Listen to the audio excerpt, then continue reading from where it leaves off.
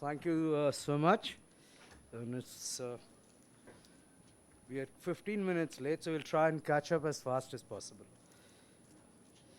Right, so I'm trying to set the context, and then we'll have a lot of solutions which would be discussed as we go along. One, of course, is the fact of our population. We don't have the highest prevalence of diabetes globally, but we have the highest number just after China in terms of number of people living with diabetes. And that is why this is of concern. And being one of the biggest countries in the Southeast Asia region, it falls upon India to try and set the template for the other countries to follow. A large number of studies have been done in India, but this is one study which looked at a number of individuals across 10 states, and therefore is perhaps the most reflective for us, looking at a prevalence of about 12.5% amongst adults above the age of 20. And if you look at prevalence of sight-threatening diabetic retinopathy, a third of that approximately sight-threatening. And for us in this region, the challenge is reaching out to those who have a risk of sight-threatening diabetic retinopathy. And there was no difference between urban and rural areas, and therefore it is extremely critical to see that we look at an intervention which is going to pan across the entire geography and not just urban India. What this study also showed that states which had a lower social development index had a higher prevalence of diabetic retinopathy. Again, a dilemma for services because those are the states where the services are poorer. Let's compare ourselves globally, and I'm looking at the study that Rajiv coordinated, 12.5% across the adults in India, but much lower than all the other global estimates. What that means is that we have a window of opportunity, and the pendulum can swing either way. It could either go to what we see globally, or we could actually look at the pendulum swinging the opposite side, looking at some great scenarios that have been articulated well in different parts of the world. So let's look at how we can actually go about changing the direction of the pendulum to the other side. Now this is the study from Spain, and you look at the two curves, the blue and the red. The red is the decrease in diabetic retinopathy over the years. But look at the blue, the prevalence of diabetes is still rising. What it means is that irrespective of the prevalence of diabetes, you can still make a difference if you have your act in order. And that is what we need to look at as a challenge. How do we as an eye care fraternity look at having our house in order? Look at Japan, even more telling. The secular trends over a 20-year period.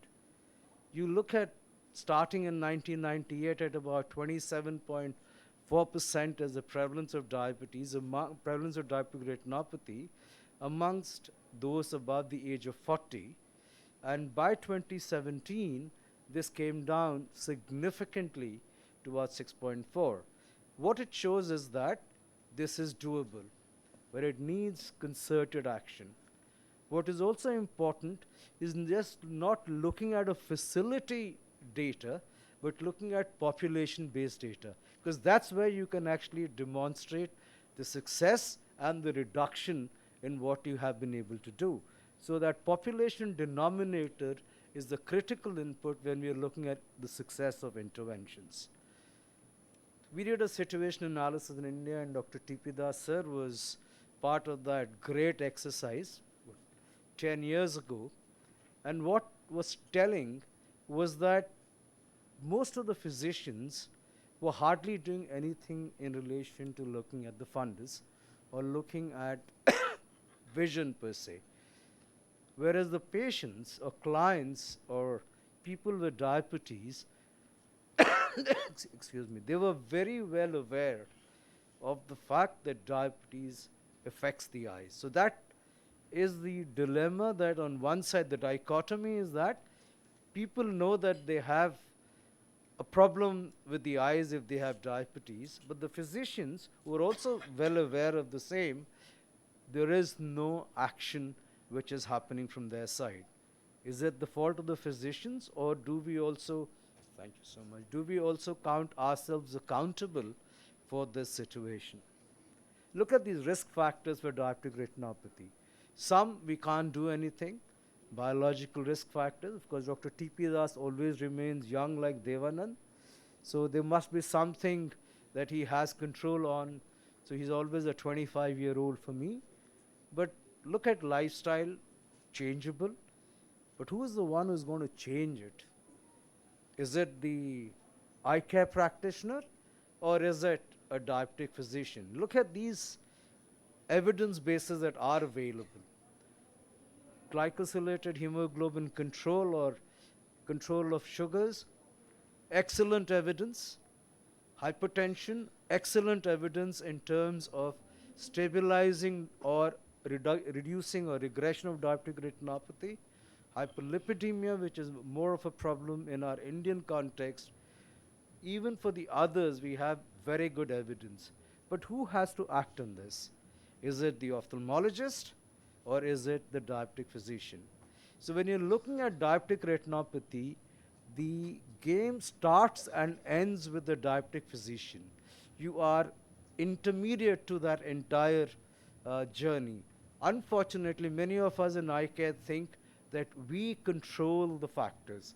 That's not true. You do not control the factors, and therefore, how we can collaborate with diabetic physicians and diabetic care providers is perhaps the most critical challenge that has to be surmounted. And that's why you need a paradigm shift. How do we get the physicians at the center, and we are willing to play a peripheral role around them to actually make a difference? Now that is where the challenge lies. How can you go about being a satellite rather than the sun in the universe? The sun has to be the diabetic physician, and everybody else has to work around them. So integration at all levels, the government, the NGO sector, the primary care and the tertiary care institutions, and the different programs that we have for prevention of blindness and visual impairment, as well as the non-communicable disease programs. Unless we have this integration supported by an effective referral mechanism, we are not going to succeed. Look at that expected workload. And if you look at the tagline for this session, just look at this workload and just think, can it be the ophthalmologist who starts practicing 360 days of the year? I leave 5 Sundays for busy people like Dr. T.P. Das. Everybody else works just 275 days. But look at that workload. Can the entire ophthalmologist fraternity in the country do anything about this workload? It's impossible. And therefore, task sharing is the critical challenge, and I would like to see more and more people talking about that critical challenge. Look at the WHO CRO indicators. If we have to reach these, then we cannot do it alone with the ophthalmologist. The entire eye care as well as the primary care groupings have to be on board. These are the key challenges. There's no one size fits all.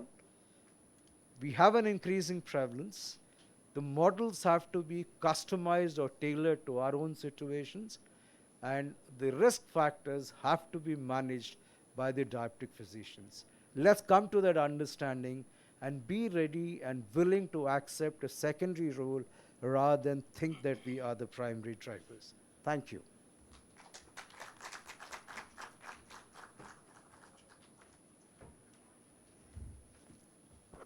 Thank you so much, sir.